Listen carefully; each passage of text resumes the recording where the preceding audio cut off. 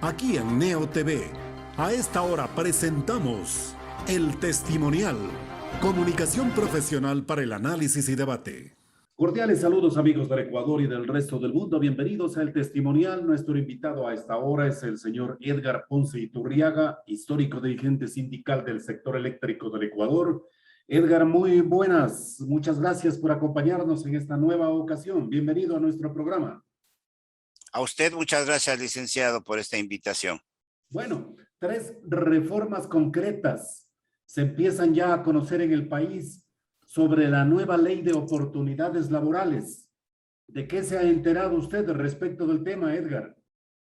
Bueno, los testimonios que se han dado por parte de distintos sectores y de parte de distintos dirigentes, la propia marcha que realizó el Frente Unitario de Trabajadores y otras organizaciones sociales, lo que la prensa sesgadamente señala, porque hoy hay que tener un método para los medios de comunicación escritos, me refiero a los periódicos o a los grandes medios de comunicación, siempre un poco pensar cuál será la posición contraria a lo que proponen, ¿no? Siempre está tratándose de confundir a la población y a los trabajadores, como que es algo extremadamente bueno y un solo sentido, el tener 2 códigos laborales, ¿no?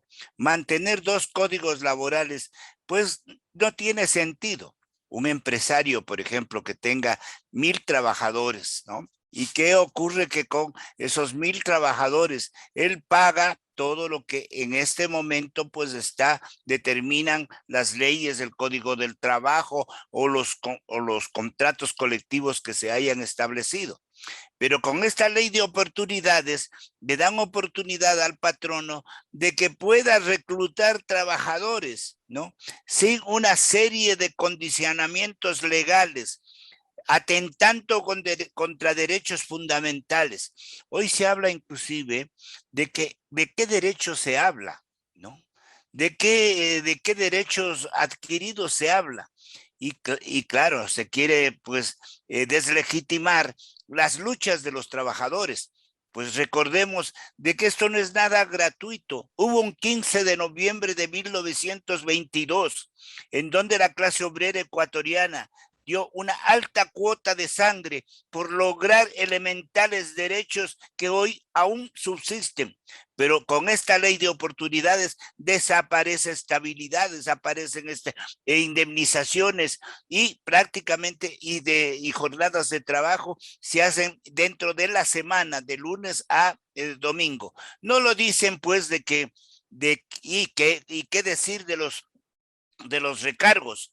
Los recargos, pues, se estableció precisamente para impedir la sobreexplotación y agotamiento físico de los trabajadores, pero no, nada de eso. Lo importante hoy es cuánto va a ganar el empresario, cuánto va a ganar el banquero, cuánto van a ganar todos aquellos que en definitiva han presionado la expedición de esta ley. Y obvio, pues que es claro, si está de presidente un banquero y si están de ministros todos los representantes de las cámaras de la producción, entonces ahí tenemos una respuesta concreta que es este mamotreto del pretendido segundo código laboral. Ok, Edgar, vayamos puntualmente examinando lo que plantea la Ley de Oportunidades Laborales, cuyo proyecto en los próximos días ya se lo conocerá oficialmente. El primero de ellos plantea cambios en las utilidades que reciben los trabajadores en el sector privado. Ahora las empresas en el Ecuador pagan a trabajadores y ex trabajadores un monto por utilidades. Este corresponde al 15% de las ganancias líquidas de las compañías en el ejercicio económico y productivo del año. Lo que en esencia implica que de ese 15%, el 10% es para todos los trabajadores y el 5% según las cargas familiares de cada trabajador. Con la reforma, el reparto del 15% de las utilidades va a un solo fondo y desde ahí se empieza a distribuir a cada uno de los trabajadores. ¿Cómo le parece a usted este planteamiento, Edgar? A ver, el, lo que se había logrado del 5% para los hijos de los trabajadores tenía precisamente ese objeto de que pueda cubrirse, ¿no? Aquellos problemas que siempre es normal, casi común, el de que se tienen hijos y que, digamos, no estaban, no estaban debidamente protegidos. De ahí el legislador en su momento pensó de que los hijos del trabajador, ¿no?, deben estar protegidos directamente, y en esas circunstancias se logra de que vayan hacia a los hijos de los trabajadores el 5%, el 5%. Pero como usted expresa, licenciado, pues todo parecería de que sería una maravilla, ¿no? Pero lo que no se dice, licenciado, es que los trabajadores, las organizaciones sindicales, teníamos que permanentemente estar reclamando judicialmente, ¿no?, o legalmente el pago de las utilidades. ¿Por qué? Porque estas eran escamoteadas con las segundas contabilidades que tenían las empresas. Entonces, en esta circunstancia es que el 5% se vuelve algo como intocable, como garantía para esos trabajadores que no, hijos de los trabajadores que no tenían protección. Entonces ahora parece, pues, bondadoso, hace un solo grupo, y todos aquellos que tenían protección antes, ¿qué pasa? Entonces, con el fondo global van a repartirle también a los hijos de los trabajadores que han tenido en otro matrimonio o han tenido o tuvieron en alguna relación. Entonces, ese tipo de cosas es un escamoteo, ¿no? Un escamoteo con el cual se empieza en definitiva la supuesta gran reforma, ¿no? Porque van supuestamente a coger mayor cantidad, ¿no?, el trabajador al reunir en un solo paquete el 15%. Exacto, Edgar. Y esa panorámica de escamotear, de evadir la ley por parte del empresariado a la hora de pagar utilidades, ¿ha cambiado o sigue ese estatus de mal manejo, de esconder las ganancias, inclusive de subdividirlas, creando otras empresas? ¿No es verdad? Que esa es otra de las modalidades empresariales que se ha aplicado para precisamente no cumplir con esta disposición legal. La pregunta es, Edgar, ¿en la época actual ha cambiado esa panorámica o sigue ese mal ejemplo empresarial en la administración privada de las empresas? O sea, sigue, o sea, la explotación sigue. Pues el sistema como el cual se ha escamoteado permanentemente los derechos de los trabajadores continúan, sino que hoy, pues, no, para asegurarse más, le dan la llave de todo el mecanismo de la relación laboral a un conspicuo representante de las cámaras de la producción, y él es el ministro del Trabajo, el que se supone que va a hacer justicia. Entonces le dan a un empresario que ha sido muy notoria su participación a través de muchos años, a través de las cámaras de la producción. Entonces es de suponerse que ese señor podrá hacer justicia. Ellos como el mismo presidente, pues respecto a los bancos, ellos van a favorecer a sus intereses, no a los intereses de los más. Y ahora más aún, cuando prácticamente han dado un golpe certero para debilitar las organizaciones sindicales, y estas han sido debilitadas, pero los trabajadores saben que tienen que necesariamente unirse, luchar y vencer, porque de lo contrario, pues van a desaparecer todo tipo de derecho laboral. Es una ley expedida por un Pinochet sin ser militar. ¿Se refiere usted al señor ministro del Trabajo? Me refiero desde el presidente. Edgar, otra de las reformas es el tema de la jubilación patronal. Así también los empresarios en general, hay empresarios que antes de los 20 años de ejercicio de trabajo continuado por parte de un trabajador en una empresa, inmediatamente se busca un resquicio para despedirlo y de esta manera evadir la responsabilidad que tienen justamente en lo que se hace relación a este pago de jubilación patronal. Entonces, se plantea ahora precisamente la eliminación de aquella y de crear un fondo para que ese fondo económico pueda retirarlo el trabajador en cualquier momento. No se dice quién creará ese fondo, si serán recursos del ámbito solamente patronal, si será una contribución por parte del trabajador también. Entonces, ¿cómo evitar? Primero, que se lo despida al trabajador antes de los 20 años. Y luego, ¿cómo garantizar, Edgar, que esta jubilación patronal se pague a cabalidad y con la eficiencia como corresponde, como está legislado inclusive? Mire, siempre fue una lucha permanente de las organizaciones sindicales el exigir el pago cumplido en sus fechas de las utilidades. Siempre hubo aquello de esconder las utilidades. Okay. Siempre y cuando pues pasaba el tiempo, el transcurso del tiempo, pues se trataba de cómo evadir aquello que de los trabajadores, que el tiempo de servicio, ¿no? De alguna manera, pues castigaba con indemnizaciones para que no puedan ser despedidos los trabajadores de manera abrupta y abusiva. Entonces ocurre de que ahora se busca un mecanismo para desaparecer la jubilación patronal. Y para eso, ¿con qué cuentan?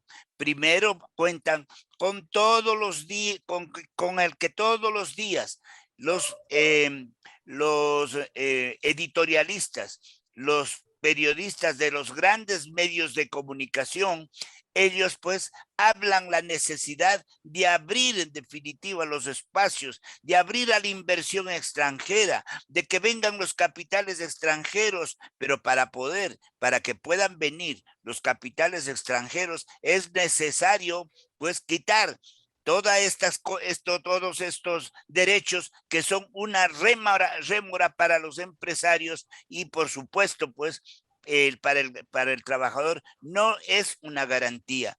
Entonces lo que se plantea es nada que pueda, por parte de los ofrecimientos que se han planteado, nada en definitiva beneficia realmente a los trabajadores.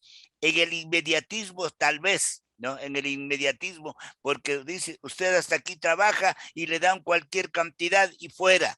Con eso creen que van a resolver el problema de la desocupación. Va a haber más subocupación en el país. Con estas medidas va a haber más despidos. Con estas medidas lo que le han dado es el poder absoluto a la patronal para que golpee los fundamentales derechos de la clase obrera ecuatoriana. Edgar, el tercer punto de estas macro reformas laborales apunta precisamente a la contratación por horas y por determinados periodos de tiempo.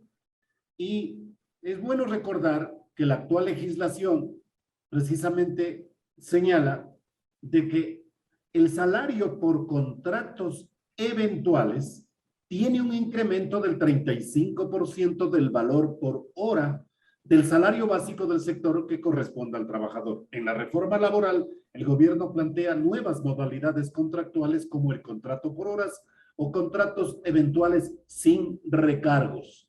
Bueno, hay que abrir espacios para fuentes de trabajo. ¿Por qué no es una buena alternativa, Edgar? Bueno, porque van a precarizar los salarios. Porque en definitiva, por trabajos por hora, van en definitiva a lograr de ganar más los empresarios y pagar menos al sector laboral, porque hoy necesariamente tienen que hacer esos reconocimientos. Entonces, prácticamente vamos a encontrar de que todos los trabajadores de las florícolas se conviertan en esclavos, ¿no? Y que solo trabajarán durante el proceso de la producción de las flores. Entonces, y no tengan garantía alguna respecto a la estabilidad. ¿Y por qué pone el ejemplo de los trabajadores en las florícolas? Probablemente por el origen empresarial del ministro del Trabajo, Patricio Donoso.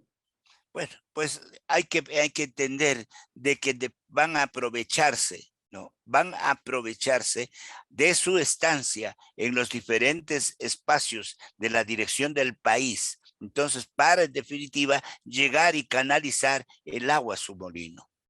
Le comento de manera, o sea, casual precisamente. Alguna vez en el gobierno del presidente Correa, entonces yo al retornar al país, se me ofreció una función en el Ministerio de Trabajo. Entonces yo le había manifestado que, bueno, ¿de qué sería? Porque en nada de lo que corresponda, digamos, a tomar decisiones que sean litis entre trabajador y empleados, yo no voy a ser justo. Yo voy en definitiva, a inclinar mi posición a favor del trabajador. ¿Por qué? Porque toda la vida lo han explotado, sino que se nos diga de dónde aparecieron las grandes fortunas. ¿Acaso un obrero sencillo que siempre ganó el salario mínimo vital alguna vez ha hecho fortuna? Pero el dueño de una empresa, ¿no? Entonces, que ha tenido centenares de trabajadores, digamos, ha hecho o no ha hecho fortuna. Lo Bueno, ha es hecho que, es fortuna. que Edgar, el dueño del capital, alguna ventaja deberá tener, ¿no? Bueno, pero yo creo que el capital no es para explotar a los trabajadores, es para hacer una redistribución más justa y cristiana a los trabajadores, cosa que no ha sucedido. Siempre el patrono, pues lo que ha querido es extorsionar, absorber y tener más y más ganancias a costa del esfuerzo y sacrificio de los trabajadores. Edgar, son muy pocas las voces críticas como la suya frente al planteamiento de estas reformas laborales desde el gobierno del presidente Guillermo Lasso. ¿No encuentra usted con profundas debilidades organizativas e inclusive hasta de vocería, de respuesta por parte de la dirigencia sindical del Ecuador en este momento? No se ha renovado, no se ha modernizado, su discurso sigue siendo precisamente ese clásico de una oposición absoluta. ¿Qué corresponde en este momento a la dirigencia sindical, Edgar? ¿Renovarse, prepararse más o flexibilizar posiciones frente a la necesidad que tenemos los ecuatorianos de encontrarles empleo, Edgar, a 7 de cada 10 ecuatorianos que están en la población económicamente activa y que no encuentran trabajo? Yo creo que hay que normar en este país. La distribución tiene que ser más justa. Lo que se quiere es en este gobierno, óigase bien, en este gobierno de los banqueros, este gobierno de los empresarios, este gobierno de los terratenientes. Entonces, este gobierno quiere hacer su fiesta, pues, ¿no? En donde, pues, todos los esfuerzos vayan dirigidos a hacer más grande su potencial de riqueza. Entonces, ¿y a costa de qué? A costa de explotar más a los trabajadores. Yo no creo realmente de que el corazón se les va a ablandar y que van a modificar posiciones. No, el único camino que considero es que tiene que establecerse y profundizarse una lucha por la defensa de los derechos. Pues voy a recordar también 70, 80. Entonces se estableció la privatización del sector eléctrico y sectores básicos. ¿Qué hizo la gente? ¿Qué hicimos los trabajadores? Peleamos con nuevas formas de lucha. Por ejemplo, no interrumpíamos nuestra jornada de trabajo, pero íbamos a la salida del trabajo a movilizarnos en las calles. Íbamos a la salida de los mercados a distribuir nuestros manifiestos. Íbamos a todas las concentraciones, hasta deportivas, a entregar nuestro mensaje para decirles por qué luchamos. Íbamos a decirles a los sectores campesinos, indígenas, artesanos, de que se unan a la causa nuestra. Al principio fue difícil, pero después entendió que había que defender el sector eléctrico. Vino inclusive y esa compañera a la que se le estaban dando por muerta en Argentina, a Eve de Bonafini, ella vino invitada por nosotros para que le explique el proceso de privatizaciones que se estaban dando en Argentina, para que Rodrigo Carazo, expresidente de Costa Rica, también vino invitado por nosotros para que le explique a los trabajadores de por qué no deben privatizarse las empresas eléctricas. Entonces ahí es cuando le dijo Rodrigo Carazo a Gustavo Noboa, le dijo, no te conviertas de dueño de casa en inquilino. Entonces todo lo que quieren en definitiva en este momento es de que pues arrasar con toda posibilidad de que los trabajadores puedan tener un ingreso justo, garantías, derechos, pero eso no, se acabó. Y por eso es lo que subyace algo. ¿Y acaso no tenemos la culpa?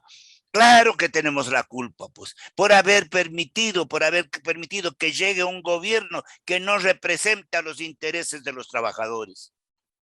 Por eso precisamente preguntaba cuán fuerte, cuán fortalecida o debilitada usted encuentra ahora mismo a la dirigencia sindical del país.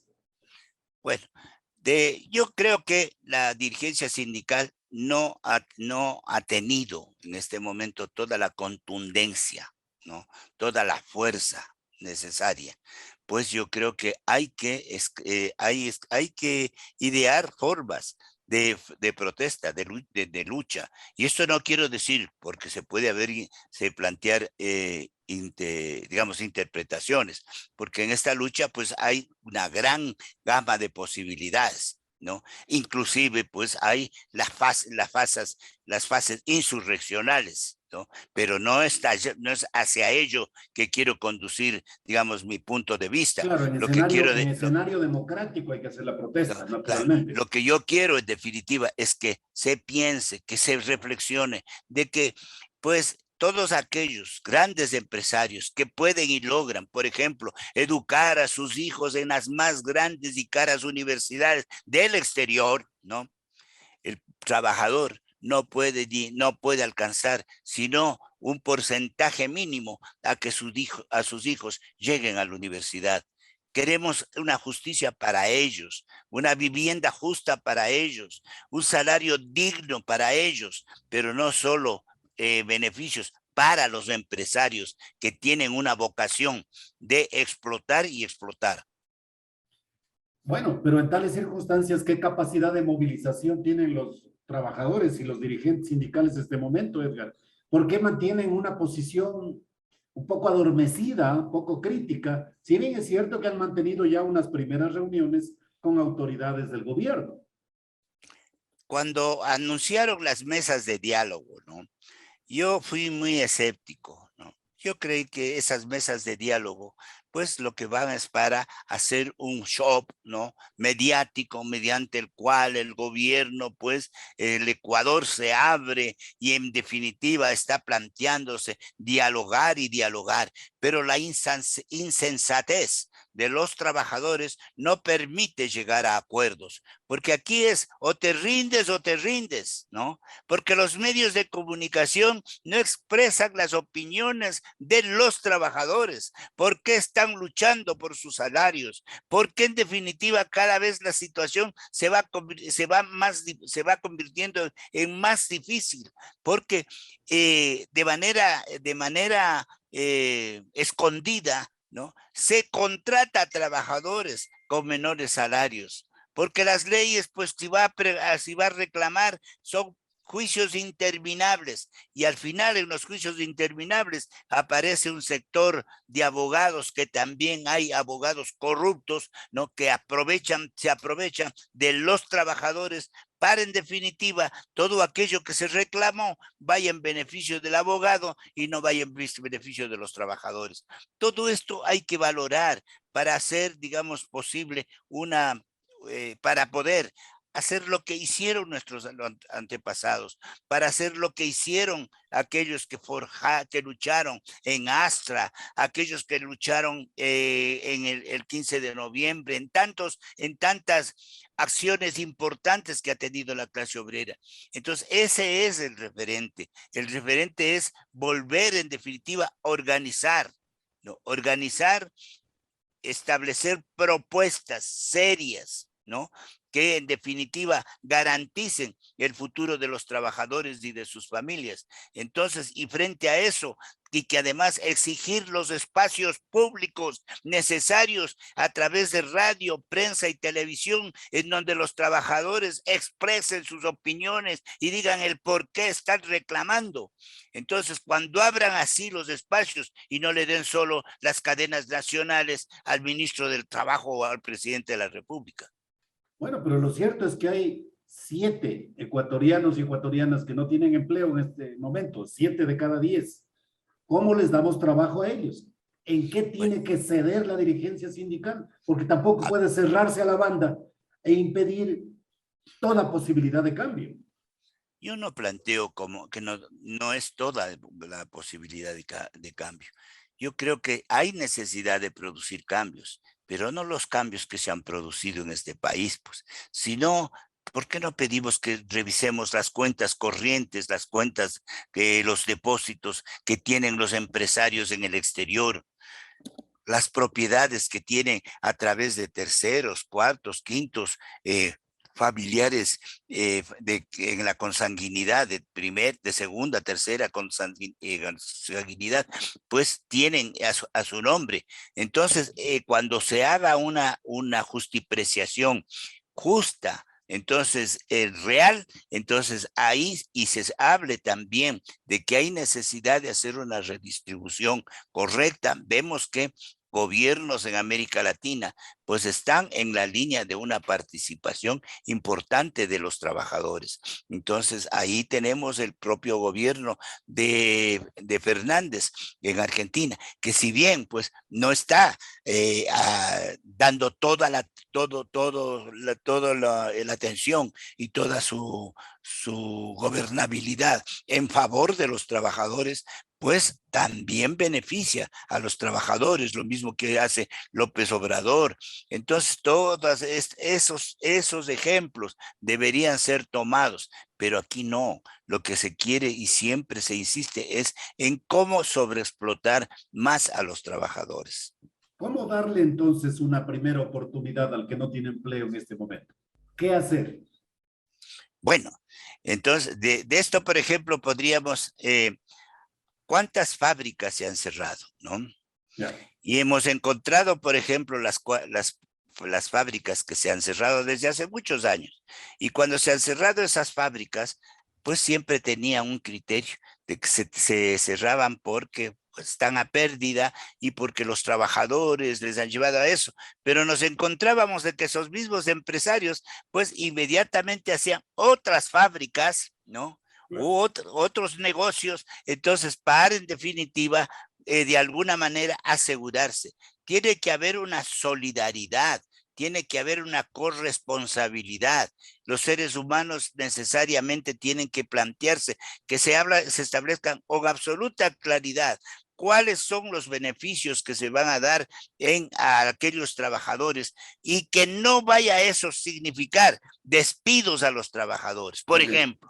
¿No? Entonces, si es que van a contratar con esta nueva ley, entonces tiene que asegurarse que no se podrá despedir bajo ninguna circunstancia a los trabajadores. Entonces, ahí me refiero al decir ninguna circunstancia a la cuestión normal, ética, ¿no? No me refiero a cuestiones que vayan a violentar disposiciones legales y todo eso. Entonces, en esa relación puede haber un entendimiento, pero si es que no, lo que se quiere es esta vía, o me dan este tipo de ley en donde pues garantizan solo o fundamentalmente los derechos de los empresarios, pues esto no me parece lo adecuado. Edgar, muchas gracias su gentileza por su participación en nuestro programa.